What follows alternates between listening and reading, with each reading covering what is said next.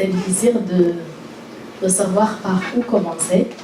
Je n'entrerai pas, je ne veux pas vraiment entrer dans le vécu personnel comme tel.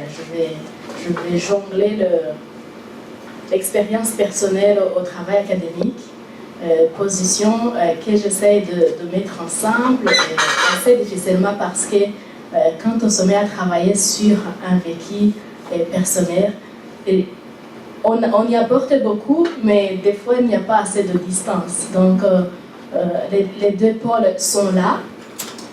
Aujourd'hui, j'ai décidé d'essayer de réfléchir sur les enjeux, les apports et les dangers, effectivement, d'investir une histoire traumatique. Je l'ai pas mal investi depuis mon arrivée ici en 2004. Et c'est à partir de 2010-2011 que j'ai réalisé non. Il faut à un certain moment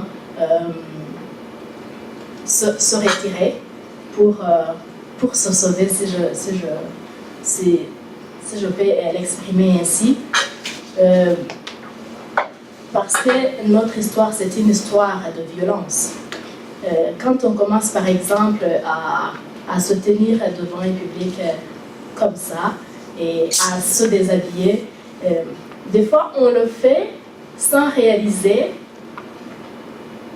qu'on se fait mal, mais ce fait de ne pas le réaliser, ça souligne aussi l'importance d'évoquer ce qui a été vécu. Donc c'est comme s'il y a une force qui vous pousse à raconter à un certain moment. Et vous racontez un peu comme, je pense, c'est Robert Intermé, qui, en sortant du cas, racontait à un certain moment, c'est comme s'il se parlait. Donc, sans vraiment, tout en réalisant que le public est affecté, mais en même temps, continuer. Donc, on a comme avalé un poison, il faut que le poison sorte, mais en même temps, il arrive un moment où on réalise qu'il ne faut pas garder ce poison à la surface. Et donc, comment est-ce que je suis arrivée à cette observation, à cette réflexion? C'est qu'en mélangeant l'académique et le vécu personnel, en lisant sur, disons, les travaux académiques comme Regine Van Trutter, Témoigner pour réapprendre à vivre, j'ai justement pris conscience de ce que j'étais en train de vivre et parfois de m'infliger.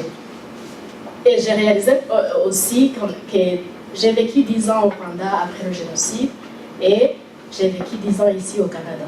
J'ai réalisé quelle distance il y avait entre mon vécu au Rwanda et mon vécu ici.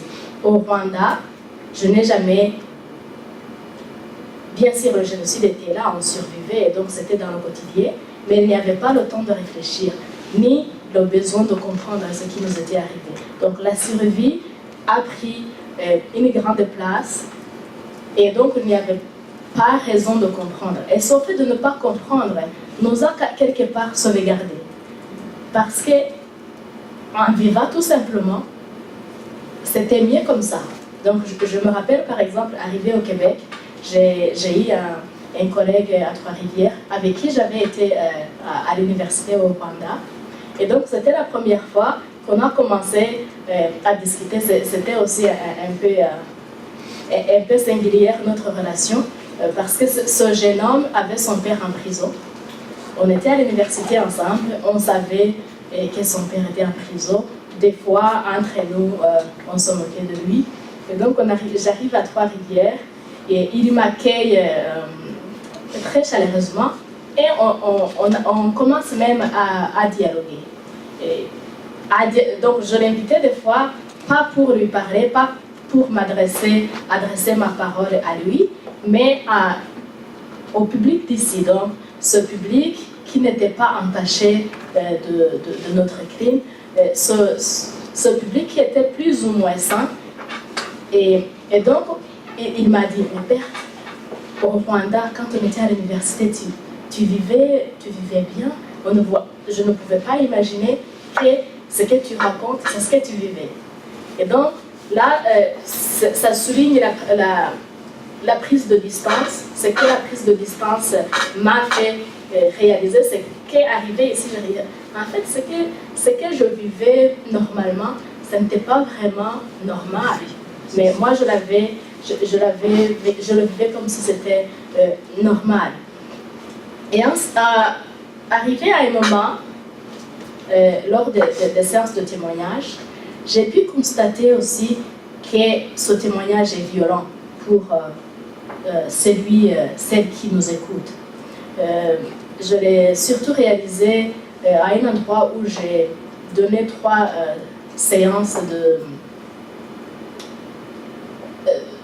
de témoignage et où je restais là-bas. Généralement, je témoignais et puis je partais, donc je ne savais rien de l'impact de mon récit sur l'autre. Mais là, je témoignais et ça, c'était vraiment quelque chose que je ne referais jamais si j'avais à le refaire. Mais du moins, ça m'a fait réaliser que la violence qu'on transmet à l'autre l'affecte aussi à différents niveaux. Donc, le lendemain, mes collègues de travail me disaient « Ah, Berthe, hier soir, il y avait une jeune femme qui a pleuré longtemps après ton récit. » Et c'est à ce moment que je me suis dit « Alors là, il faut que j'arrête d'infliger mon histoire traumatique à l'autre. » Et donc, c'est là où aussi j'ai décidé, je pense que c'est à partir de ce moment, après avoir aussi accompagné un jeune groupe d'étudiantes venant des États-Unis au Rwanda, où je les ai accompagnées, ou alors ils nous ont accompagnés. Donc, ces jeunes étudiantes que j'ai accompagnées en 2009, juste après la publication de mon récit, elles étaient au nombre de 13. Elles se sont rendues au Rwanda pour interagir avec des jeunes orphelins rescapés du génocide, mais qui sont aussi devenus parents d'eux-mêmes. Et chaque jeune avait un correspondant, une correspondante dans son village, donc quelqu'un avec qui, entre guillemets, on disait frères et sœurs. Et donc, elles allaient apprendre oralement ce que ces jeunes au Rwanda ont vécu. Mais en arrivant au Rwanda, il nous a fallu visiter les mémoriaux, mais en groupe. Donc il y avait ce groupe de Rwandais, les jeunes rescapés, et ce groupe d'Américains. Et ce qui était très important pour les Rwandais, c'était la première fois, par exemple, que beaucoup d'entre eux revisitaient leur passé. Par exemple, beaucoup n'avaient jamais visité des mémoriaux. Les mémoriaux sont au Rwanda, et pour nous, ça fait partie de notre univers. Donc on ne prend pas le temps. Je vais à l'Issosie, bon, c'est bizarre. Ça serait bizarre juste de se rendre au mémorial comme ça. Mais la présence de l'autre d'ailleurs, a amorcé quelque part un processus de deuil que ces jeunes n'avaient jamais eu le temps de vivre. Mais pour aussi les jeunes américaines, la présence du rescapé a ajouté une dimension autre, une dimension humaine, sur le fait, par exemple, de voir les squelettes. Donc, ces jeunes ont écrit des journaux régulièrement. Et donc, j'ai utilisé ces journaux dans ma thèse. Et c'était impressionnant de lire. Pour moi, si j'avais vu ces squelettes, ça ne m'aurait vraiment pas affecté. Et je ne vois pas pourquoi je devrais être affectée par les mémoriaux. Mais c'était les réactions des rescapés. C'était d'imaginer que non, en fait, ces corps qu'on voit ici ont eu une vie et c'était des frères et sœurs de nos amis rwandais.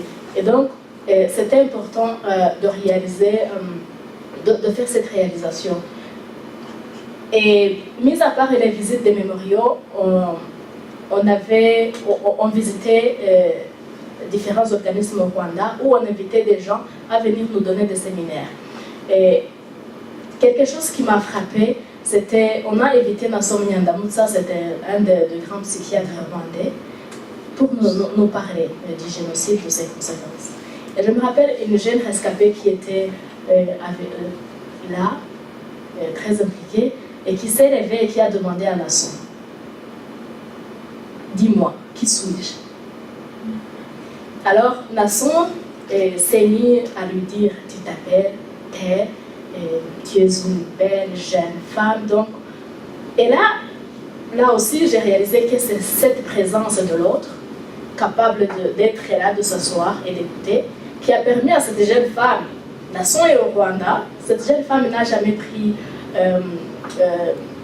le temps d'aller voir Nasson pour lui poser cette question, mais là, on est un groupe et elle arrive à poser cette question. Et ce que je veux souligner, c'est aussi l'apport de l'autre qui n'a pas vécu le génocide, mais aussi l'affect, puisque en visitant les mémoriaux, certains jeunes se sont sentis traumatisés. Et ça a ramené aussi leurs propres blessures. Quelqu'un, par exemple, a souligné j'ai perdu aux États-Unis ma meilleure amie. Ma meilleure amie s'est suicidée. Et là, pourquoi ça revient lors de ma présence au Rwanda? Pourquoi est-ce que le fait de partager ce temps avec les membres de Tubero ramène mon ami à la surface? Et donc, c'est ces enjeux et dangers aussi. Donc, c'est comme si tout à coup, tout devient relatif et complexe.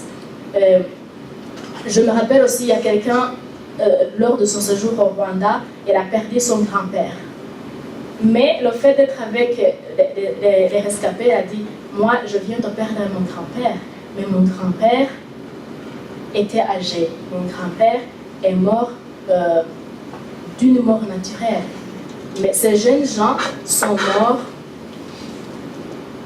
pour ce qu'ils étaient. Ils n'avaient rien. Non, ils ne sont pas morts, mais leurs membres de famille et leurs parents, ils sont devenus orphelins uniquement parce qu'ils étaient, pas parce qu'ils avaient fait. Et donc ça, on relativise quand on entre en contact avec l'histoire des rescapés du génocide, mais en même temps, il faut faire attention avec cette relativisation.